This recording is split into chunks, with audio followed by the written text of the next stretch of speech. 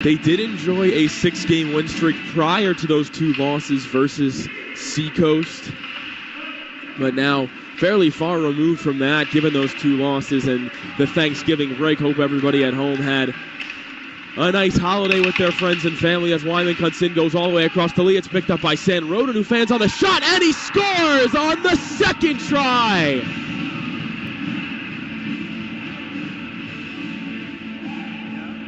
Jesper San Roden's first EHL goal kicks off the scoring.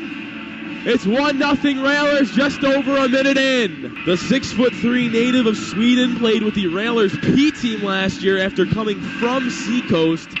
He had 2 goals, 3 assists with them, and that's his first EHL goal, so congrats to Jesper San Roden. Seahawks at 12-10-1. They're second in the East. They were not always in that position, but a couple of key additions in the month of October, namely Cade Herrera and the goaltender who's not starting today, Colin Andrulovich, has really turned their ship around. 8-4-1 since the addition of those 2 players, 4-7 prior to that. But in net today for the Seahawks is Kevin Wright, who came in relief of Andrulovich in the last time these 2 teams met. It was a 7-4 win for the Railers after Andrulovich had let up 6 goals. It was Kevin Wright's net. And in the other net is Stefan Kulhanek wearing the C and the 85. It was Xavier LaPierre on the Cape who played, as a turnover could lead to a chance for the Seahawks. Turning shot by Forselius and a great pad save from Kulhanek. McBride turns play around, fed a pass to the skates of Kearney. It was tapped to McWhinney from those skates, and up come the Seahawks. Ethan Decker, one of the top guys from the Seahawks P squad last year. Just a goal and assist so far to speak of for Decker. 4-man scrum along the near wall. Collard involved, Zabo involved, Collette and Kearney, the other 2 combatants. Shot from the line is blocked by McWhinney. Comes to the corner where McBride has a tough time with it. Kearney will lend his support, but it's taken away by Zabo, who was the number 1 guy on the Seahawks P team last year. Collette, the only member of this trio right now with no prior junior experience, at least in the forward group. Collette playing the North Shore Academy last season alongside Owen Drummy, another player for the Seahawks. Mealy behind the net. Over for Duquette along the near wall. It's up to Soulier, who powers his way over the line. Soulier will be the first one to chase down this puck. Leaves it off for Marchant. Marchant still with it, had it swiped away. Soulier and Gibran come together. Adam Gibran, the number 1 scoring defenseman in this entire Eastern Hockey League. 3 goals, 20 assists. Soulier looked for the backhand pass, and it was closed off by none other than Gibran. Given away along the wall, here's Cade Herrera. He cuts into the backhand. He tries to stuff it up high, and Kulhanek has the answer. Seahawks still lingering in Railers territory. Soulier tries to play that one up the wall for Marchant. Marchant will elevate it but not get it out. It's blocked by Weber and down back in behind Kulhanek. San Roden, the goal scorer. Jack Lee couldn't trace that puck behind him. It comes to Drummy, who steers a shot that's easily handled by Kulhanek. Now Carpeco had it taken away by Weinman. Potential 2-on-1. Weinman and Lee. Lee to the net. Weinman couldn't get it there. And he scores on the follow-up. Jack Weinman to the back of the net. Just over 5 minutes gone by, and we've got 2 for the Railers.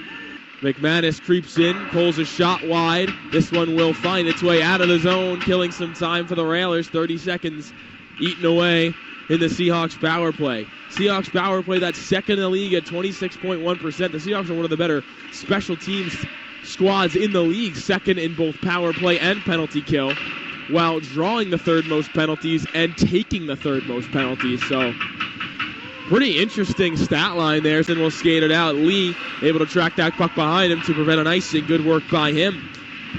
Railers went 3 for 5 on the power play that last game, and the Seahawks went 2 for 4. So it was filled with special teams in that one as well. Already 1 penalty in the opening set of this game. Here is McWhinney. Gallops his way to neutral and down. Lomansky on the chase, the recent Assumption University commit. So congratulations to Dan Lomansky on his intent to play college hockey, continuing his hockey career. Glove save Kulhanek, and he will cover. The same Assumption University that assistant coach Fine Lease attended. Also the head coach of the EHL P team is Coach Fine Lease. Those two had a conversation about the school. He told Dan Lomansky that if he felt like it was home there to make it happen, and Dan Lomansky did. Very relieved. And we're very happy to have our first commitment of the 22-23 season. Forselius off the giveaway, tried to rip it short side high. There was a little daylight there. Alone in front was Gubbins, and he was stopped by Kulhanek. Mealy at the center point will keep this one in just for a moment, though. Here come the Seahawks, 2-on-2. McManus gets by San Roden. McManus cuts in over to Herrera. Kulhanek take a bow. Two brilliant saves for Kulhanek in the last few minutes. My goodness. Back to McManus at the near side. Working into the near circle. Center point, Gibran. Gibran will wait. He'll take a drive with it. Spins the pass to Hollingsworth. Second time he's done that today. Certainly likes to use that move. McManus into the left circle for Gibran. Over to Hollingsworth. A little time and space. It's in the crease, and they score on the rebound. It's Cade Herrera.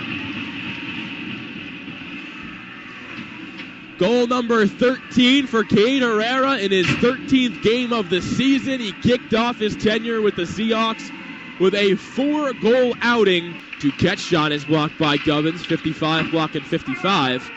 In deep, they'll say no to the icing, so Kulhanek will go out to challenge it. Collard wraps up with Forselius, enough to jar that puck free. Railers will gather along the near wall. It's played up to Duquette. He's one-on-one with Gibran, and Gibran with a brilliant poke check to impede his progress. San Roden keeps it away from Herrera, and now it's Soulier over the line. Goes to the wall, an area he's very comfortable being in. Duquette, centering feed for Mealy, pulls that shot. It's blocked. Mealy does a good job with one hand to keep it on Seahawk ice. Duquette spins around off the pass from Marchant. Can't get it to go. San Roden double clutches, throws it behind. That one's blocked and deflects over the net. Marchant and Gibran wrap up. Duquette along the wall, in behind, avoids a hit from Hirschberger. Lost his twig in the process, though. And he managed to keep it going for a moment, soccer style. He gets his stick back, but has to touch up. The Seahawks, due to that, will have some time to get this one out with just 3 to go, but it has been a very strong Railers second period, as it was on the Cape. Just a few weeks ago, the Railers outshot the Seahawks 16-5 in the second period, where they scored 2 goals. They then erupted for 4 to begin the third. Final 10:40 of this game, Seahawks on a power play. They trail by 1. They'll have 2 minutes of a 5-on-3 to work with McManus in the right circle. Gibran center point. Gibran back for McManus. Over for Rugg, who scores! Carter Rugg! 2 goals in 2 games for the new guy. And the Seahawks have tied it 15 seconds in to the 5-on-3. Faceoff is collapsed on. The shot by Carpico goes wide, and that will do it for regulation.